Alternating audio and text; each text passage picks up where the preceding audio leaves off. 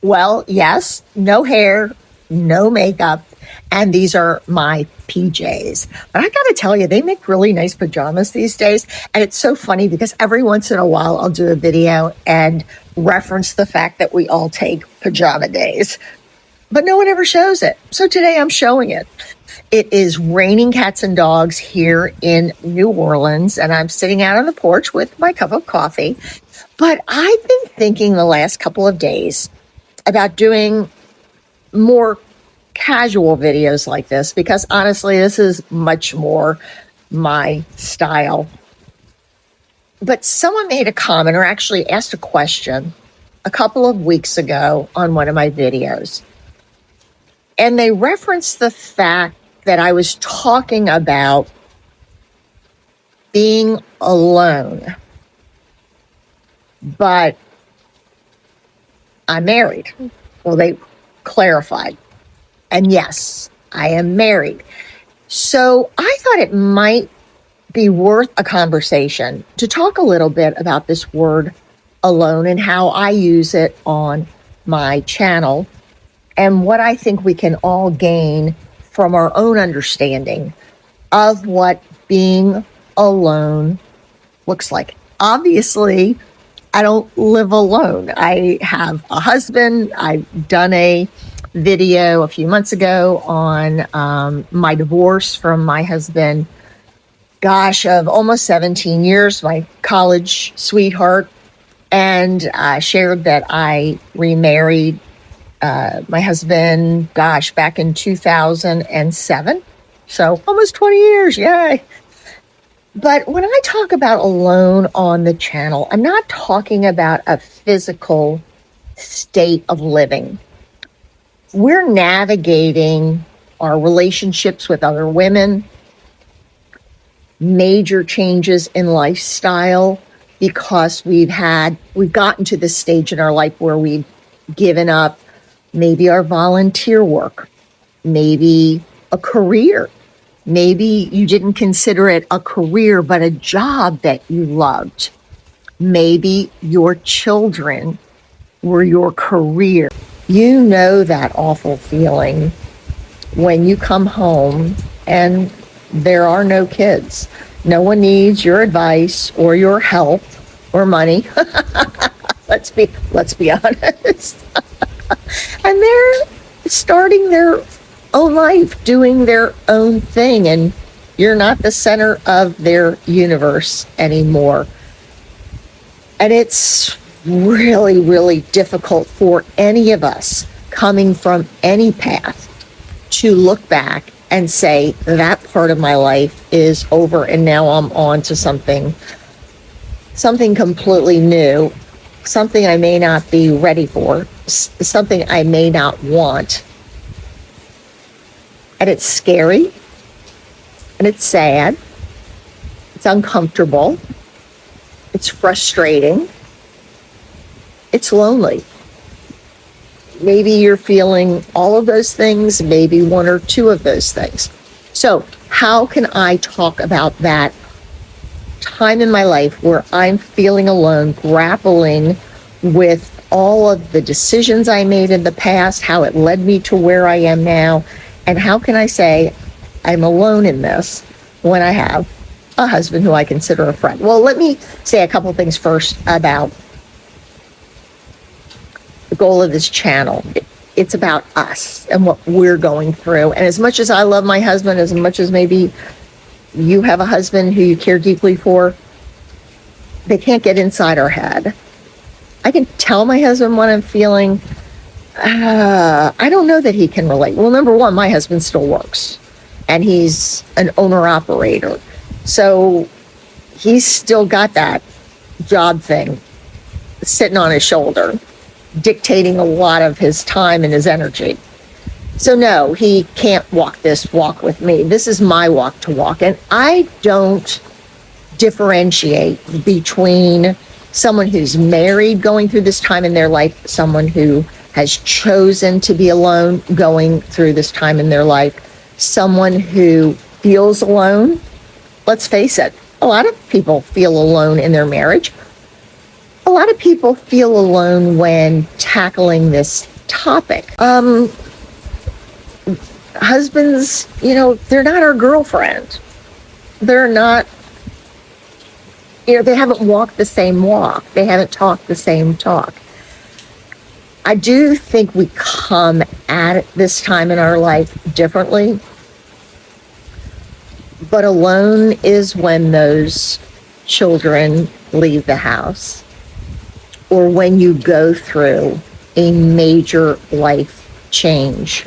Maybe you've never had children, but you are now 60 years old. And so you're facing the next couple of decades of your life from a perspective maybe you hadn't even considered. Maybe if you don't have grandchildren, maybe you have nieces and nephews, and you get to make a decision how involved you want to be in their lives. Maybe you have a good friend with younger children, or I guess they're grown now. Maybe you have a neighbor whose life you're very much a part of. The point is, we all come at this time in our life with millions of different paths, all converging in the same place and the same time. Something they felt warranted its own title, the golden years. There are a lot of women, especially, and men on YouTube that host YouTube channels that are facing this time in their life on their own completely, by choice or because of loss. If I have friends, I'm sure you have people in your life that are heading into this time of their life, having just lost a spouse, having chosen to have a gray divorce, later life divorce. We talked about that a couple videos ago. We're seeing more and more of that. Maybe you're facing this time of life with grown adult children who, while you love them dearly, they've moved to another part of the country. They've gone off and started new lives. They've remarried. Maybe they had children. And so at some point, you're sitting on the sofa like I am here right now, saying, I'm really alone in this decision-making process that's ahead of me. How do I want to live the next, hopefully, several decades of my life? And the other thing I'd say about marriage, too, is, I know many women consider their husbands their best friend. But here on the channel, we're navigating friendships and the relationships that we're in and the kind of people we want to pour into in these next decades. And our husband may just be a very small part of that. I shared the story the other day of the women who had picked up pickleball in their 60s, and they were getting some pushback at home. A couple of husbands tried it, didn't like it. One or two husbands tried it and liked it. A couple of the husbands said it's taking too much time away from our time together. Some of us find ourselves with the children gone, and we enjoy spending time with our husbands, and there's just as many out there who don't enjoy spending too much time with their husbands. My husband and I enjoy only so much time with each other, and we're very honest about it. We love each other dearly, but we really value our time alone. I'm here in New Orleans. He's not here. He's at home working. So we all come at this stage in our life from different points. Some of us married someone much older, so we're faced with health issues. Maybe serious health issues, maybe surgeries, maybe physical therapy. Oh my gosh, who hasn't had a friend who was either going to physical therapy or taking a spouse to physical therapy? That's our new normal now. But at the end of the day, we're alone in so many ways in making decisions. And alone isn't a sad place. But we do get to be in our own heads, alone, making decisions for ourselves. And I think this is a community where we can bring our experience to help others. Because just because you've walked a different path than me, or I've walked a different path than you, there's so much to be learned. And like I said, there are so many great channels out there hosted by seniors who are doing this physically alone. And they have so much to offer. So much to offer. So I think hunting and pecking around and finding what fills you up, who's speaking to you, is really a wonderful thing, especially in this day and age of YouTube. We have access to how people are making their choices, how they're doing things, what their experience has been. And I don't think there's one size doesn't fit all, for sure. But I hope to be a part of that, a part of your journey. And I appreciate learning from you. So, alone? It's in the eye of the beholder. Well, since it's pajama day, I've had several requests to share my morning skin routine. So, why not do it today? So if you're interested, stay tuned. Otherwise, for all the rest of you, goodbye for now and have a great week. I hope you're feeling great and I wish you a wonderful week ahead. Take care. Bye-bye.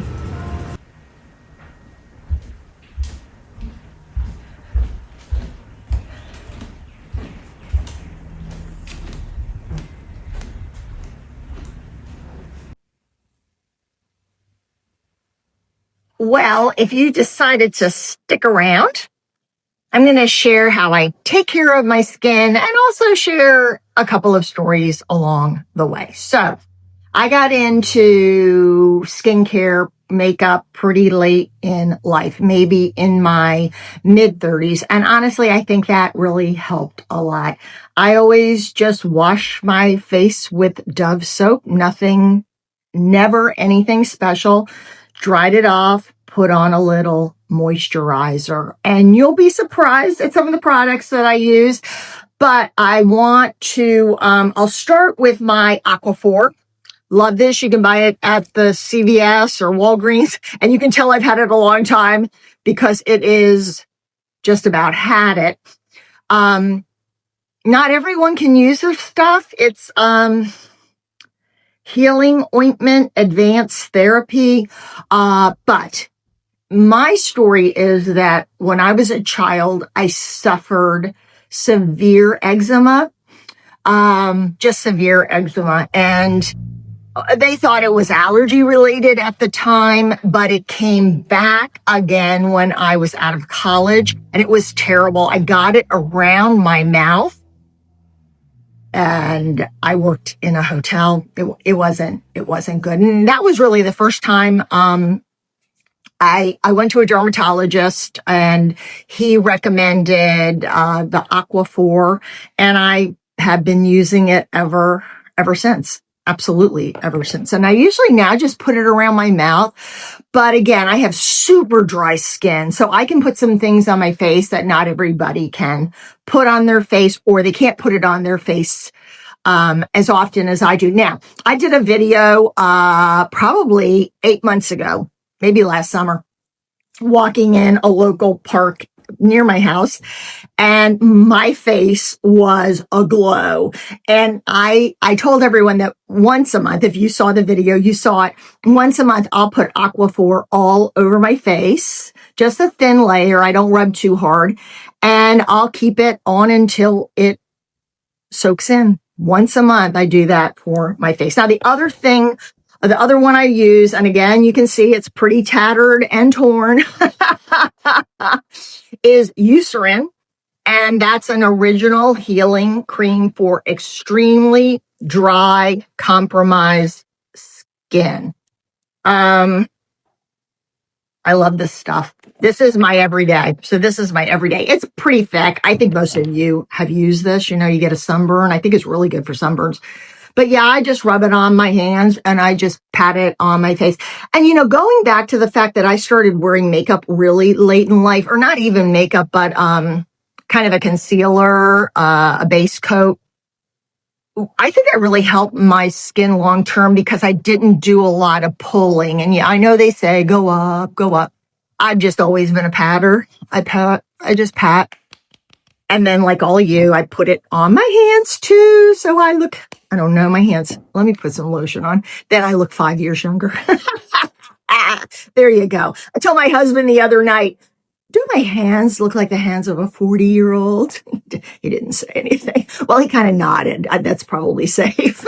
But I take really good care of my hands.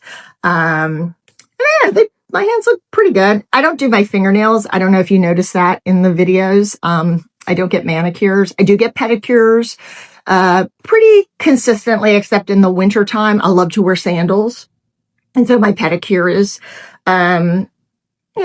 it's a little gift I give to myself. We talk here on the channel about doing nice things for yourself. And I get into this whole headspace when I get a pedicure. I mean, it's just, for me, it's a spa day. It's a spa day, but no manicures. I'm pretty hard on my hands. I'm not a dainty person at all. I'm usually tripping or dropping or messing things up. And I found that it was too much pressure for me having my fingernails done. So Eucerin on my face. All good, rub it into my eyebrows. Best advice my mother gave me when I was young. Don't overshave and don't over pluck your eyebrows.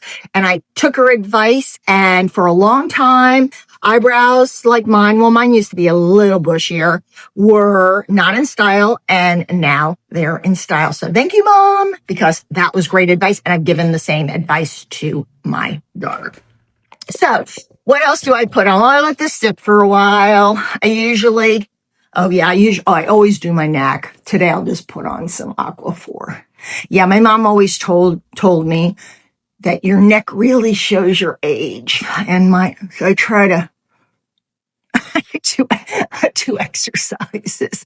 I'll do this tongue exercise in the car going home all day tomorrow. When I'm thinking, I'll just go and tighten up my neck. So every little bit helps. Honestly, I embrace my age. It is what it is. My husband is a few years older than me. He's embracing his age, so I'm going along with him. So the other thing I do every single day, I learned the hard way, is I use a tinted base coat. Tinted sunscreen. I've never even looked to see what these things are. I buy mine. I got this first one. It's called Skin Better Science by Sun Better. It's 75, and I don't leave the house without this. Plus it covers up a lot of my, age spots. So I have age spots. You can see we've all got them, don't we? The worst is, and here, and the worst is from driving.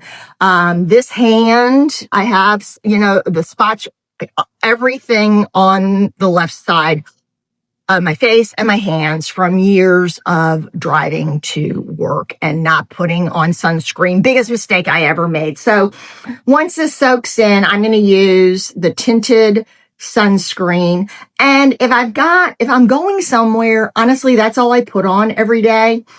I'll put on a little mascara that I bought at CVS, our local drugstore. And then I'll show you here, but this is NARS, and that's Cover Up. And if I'm going to see people when I'm out, then I just put a little bit of this. And I see these girls on Instagram and YouTube doing this stuff, and they're so fast. And they're so good and oh my gosh, not me. Sometimes I get in the car and I panic because I didn't tap enough. So I just try to get some of those sunspots. My hair you've seen my hair. It usually kind of comes down in front of my forehead, but this side here got it the worst. Then we're going to go ahead and put our sunscreen toner on. Sunscreen tinted toner. I guess that's what, who knows? Who knows?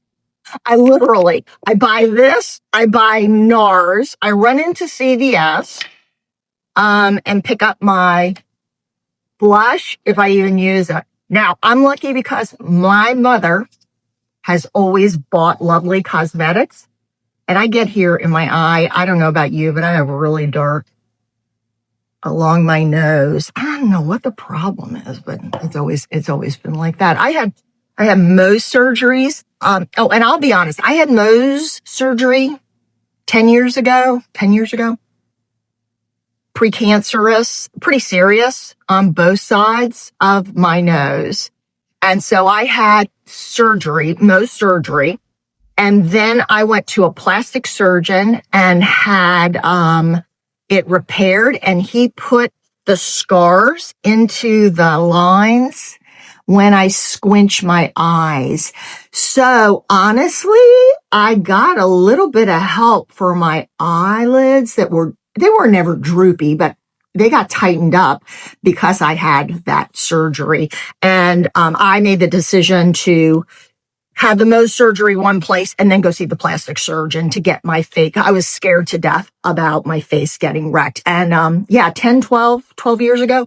It's been a while now. I haven't had any reoccurring, but my father's had a lot of trouble with his skin. And so, yeah, I think we have the same kind of skin. I'm a little worried. I don't know about you, but if you're around my age, you grew up when our parents took us to the beach or threw us out the front door to play all day with no suntan lotion, no sunscreen. I didn't even know what that was. When I was in college, my girlfriends and I laid on the black tar roof of our dorm with iodine mixed with baby oil. We went in together because we were all so broke, and tin foil that we snagged from the cafeteria at the college, and we held it like this. I mean, it's the stupidest thing ever. And yeah, that's how I ended up with all the precancerous problems. And that kind of surgery is no fun. But the only benefit is I think my eyes are just a little bit tighter because of it. And my scars have just fallen right into my smile lines. So that was really nice. So that's going to be it. That's going to be it. I usually put it, I'm not going to do it right now, but I usually put, just a regular, this is 60 that I bought at the grocery store. I think I got it at Kroger. I usually put, sun lotion all over my neck and my, what is it? Deku. Sorry, I have to go look that up. And also the back of my neck because I have short hair. I try to always wear a hat when I go out because I'm really trying to protect this part of my face. It's so frustrating to me, the damage that I did. And I know I can go get some laser, but honestly, the dermatologist said it's just so bad that it will keep pulling forward. And I don't like pain. So if this was a regular day and my hands weren't, I put on my mascara and I'm going to have to look up here in the mirror. Oh, I don't know how these young girls do this get ready with me, and they do such a good job. I rarely use any eyeshadow. If I do, it's always shades of browns, beiges, tans. And I use just a little bit almost so it looks like an eyeliner. And I'm very lucky. Look at this, Chanel. I don't know what this is. This is something fancy too. Laura Mercier, because my mother buys beautiful cosmetics and she gets gifts. And so she doesn't like the browns and she always gives the browns to me. So I'm cheating a little bit. And if I was going to put something on my eye, I would put it on now, but I'm really not into it. Oh yeah, look at these these are all samples that my mother gives me. And she's always given them to me. So I have years and years. Can't open half of these things. They're so fancy. What is this? Oh yeah, nice dark brown. But anyway, that's it. So if I want to look nice, when I go out, I'll put a little bit of eyeshadow. I also put a little bit of the eyeshadow on my brow. I have a little teeny brush, and I'll just put a little bit so it looks a little more filled in than it is. I'm suffering with getting those white eyebrow hairs. Ooh, I hate when that happens. But I'll tell you, the last time I had my hair colored, and I do get my roots done, I make no bones about it. If you watch my videos, you've seen my roots not done. So, but my hairstylist will do my eyebrows for me once every couple of months. And I find that it lasts a really long time and helps me look like I have a little more bushy eyebrow than I do.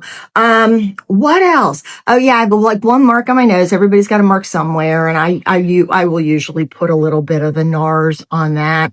And then right here where I have a lot of sun damage, and right there where I have a lot of sun damage. But I don't worry about it too much. Now, I did splurge months and months and months ago. This is Givenchy.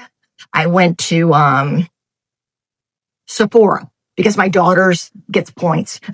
So she wants me to put my charges on her account. But they have these powders. I wish you could see it, not too well. 4 different colors that combine to be right for your skin. Upside down, put a little bit on my puff pad. And then I just kind of, when I'm done, normally I wouldn't do it this fast. I'd let my Aquaphor go in. Okay, that's it. Soap and water. I'm a big patter. I don't pull at all for anything. Lipstick. Really just whatever I can find. Usually it's just a little bit of gloss. I buy some at the local drugstore. But again, I'm going to tell you, it's normally in my car because I would forget. Like I would forget right now when I would walk out. Well, not in my pajamas, but I would walk out. So anyway, that is what I do to get ready. And it's super simple. When I'm making a video, yes, I will put on a little bit of eyeshadow, make sure my eyebrows look a little darker for the camera. And I do a better job of making sure all the sunspots are covered up. But I always have my tinted sunscreen on every single day, even if I don't think I'm going out of the house. Well, that's it. Back to pajama day and looking a little refreshed, but I won't be going outside, of course. I'm pretty casual about my hair. Some days I wake up, my hair looks great. Some days I wake up, my hair looks terrible. Today, it's questionable. But I don't have anything to do. I'm going to piddle around the house, walk the dogs a couple times and a couple more times. And that's it. So thanks for sticking around and listening to me share a little this and a little that.